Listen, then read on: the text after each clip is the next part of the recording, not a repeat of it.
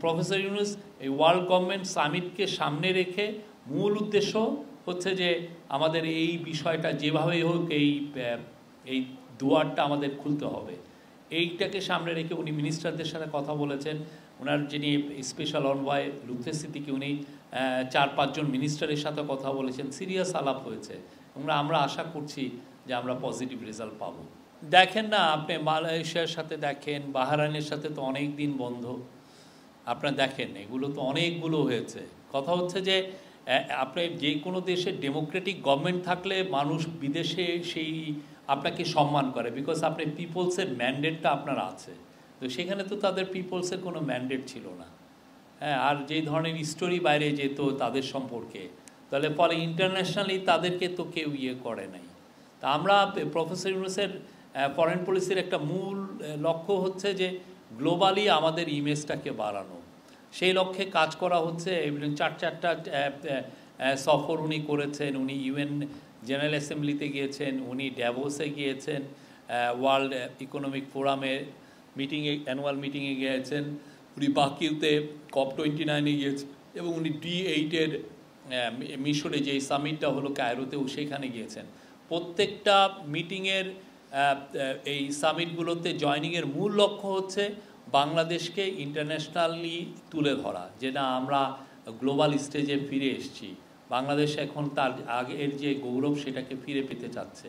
এবং সেই অনুযায়ী দেখেন ওনাকে সব যেখানে গিয়েছেন উনি কিন্তু সব জায়গায় অসম্ভব সম্মান পেয়েছেন, এবং সবাই এসে নিজের থেকে এসে সবাই বলেছেন যে আমরা বাংলাদেশের সাথে আছি, বাংলাদেশের এই ডেমোক্রেটিক ট্রানজিশনকে তারা সমর্থন দিয়েছেন, বাংলাদেশের রিফর্মকে সমর্থন দিয়েছেন, এবং সবাই বলেছেন যে count us for any help, any assistant, any support. সবগুলো ফ্র্যাগমেন্টেড ওয়েতে তো সেই রকম চিন্তাভাবনা নাই। বাট আপনার যদি ডক্টর দেবপ্রিয়র নেতৃত্বে যেই মূল শ্বেতপত্র যেটা করা হয়েছে 400 পাতার, হ্যাঁ, dissection of A development narrative, ওইটা আপনি যদি দেখেন ওইখানে কিন্তু অনেক কিছুই টাচ করা হয়েছে। পুরো বাংলাদেশের প্রশাসন যন্ত্রে, বাংলাদেশের ডেভেলপমেন্ট স্পেন্ডিংয়ে, বাংলাদেশের প্রজেক্ট যেভাবে নেওয়া হয়, পুরো বিষয়গুলোতে সবগুলো নিয়েই ওনারা টাচ করেছেন। দেখেছেন যে কোথায় কোথায় দুর্নীতি হয়েছে, এবং দুর্নীতি হলে এই টাকাটা আসলে কোথায় গিয়েছে সেই জায়গাটা খুব ভালোভাবে স্পষ্টভাবে তারা জানিয়েছেন। তারা বলেছেন যে অন অ্যান এভারেজ প্রতি বছর $16 বিলিয়ন বাইরে চলে গেছে, ইন টোটাল $234 বিলিয়ন গিয়েছে।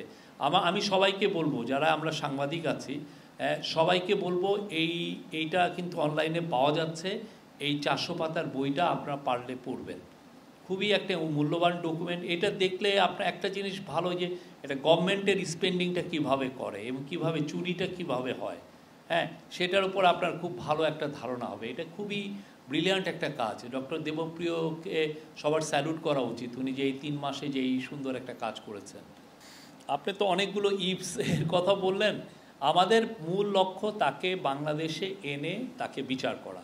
এবং আপনারা জানেন কিছুদিন আগে ইউনাইটেড নেশনসের যে হিউম্যান রাইটস অফিসের যে রিপোর্ট হয়েছে তাতে স্পষ্ট কী ধরনের ক্রাইম উনি করেছেন। তো উনি ওরা যেটা বলেছে যে তাকে অ্যাকিউজ করা হচ্ছে যে উনি ক্রাইমস এগেন্স্ট হিউম্যানিটি করেছেন। এটা কিন্তু খুবই বড় ভয়ঙ্কর রকমের একটা ক্রাইম। আপনি মানবতার বিরুদ্ধে আপনি ক্রাইম করেছেন। তো সেই এখন যেটা হয়েছে যে ইউএন রিপোর্টের পরে এবং কিছু কিছু হিউম্যান রাইটস গ্রুপের রিপোর্টের পরে প্রচুর প্রেশার তৈরি হচ্ছে, এবং এই প্রেশারের একটা আপনারা ইন্ডিকেশন দেখেছেন যে একটা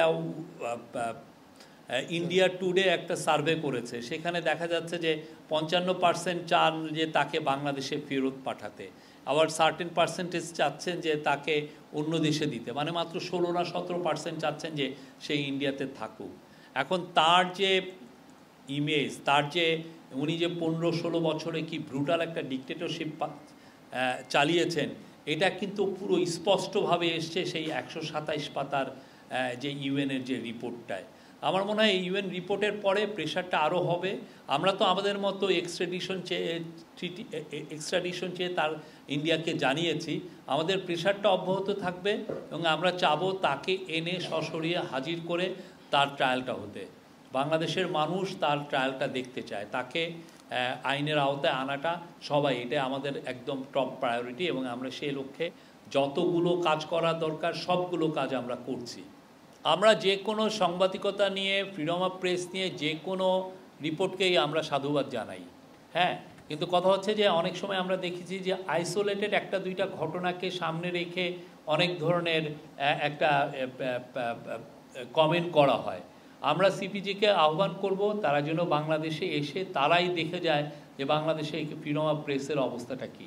আমরা মনে করি এখন বাংলাদেশে ফ্রিডম অফ প্রেস বা জার্নালিস্টরা যে ফ্রিডমটা এনজয় করছেন, এটা গত 53 ইয়ার্সে আমাদের 1971 সালে আমাদের স্বাধীনতার পরে এত বেশি এত ফ্রিডম কোনোদিন কেউ এনজয় করেননি।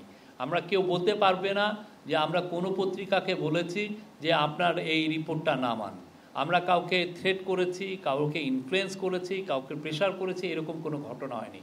আর বাইরে যেটা হয়েছে যে দু একটা আইসোলেটেড ইনসিডেন্টে সাংবাদিকরা কিছু কিছু ক্ষেত্রে অ্যাটাকের শিকার হয়েছে, সেটার বিষয়ে আমরা পুলিশকে দিয়ে তদন্ত করিয়েছি।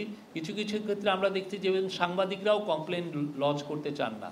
আমাদেরকে একটা সাংবাদিকদের একটা প্রতিষ্ঠান আমাদেরকে কয়েকটা কেস বলেছিল, আমরা সাথে সাথে তাদেরকে জানিয়েছি, পুলিশকে জানিয়েছি যে এই কয়েকটা কেসের কথা হয়েছে, এবং আমরা পুলিশ বলেছে যে সেক্ষেত্রে যখন তারা সাংবাদিকদের সাথে কথা বলেছে অনেক ক্ষেত্রে সাংবাদিকরাই কমপ্লেন লজ করেননি। আমরা চাই সাংবাদিকরা কোনো রকমের ইন্টিমিডেশন, কোনো রকমের থ্রেট, কোনো রকমের অ্যাটাক ছাড়া তারা নির্বিঘ্নে তাদের জার্নালিজম করবেন এবং তারা সব ধরনের রিপোর্ট করবেন। আমাদের এটা যদি আমাদের এগেনস্টে আসে মোস্ট ওয়েলকাম, যদি ক্রিটিক্যাল রিপোর্ট হয়। আমরা সবার ফ্রিডমে বিশ্বাসী।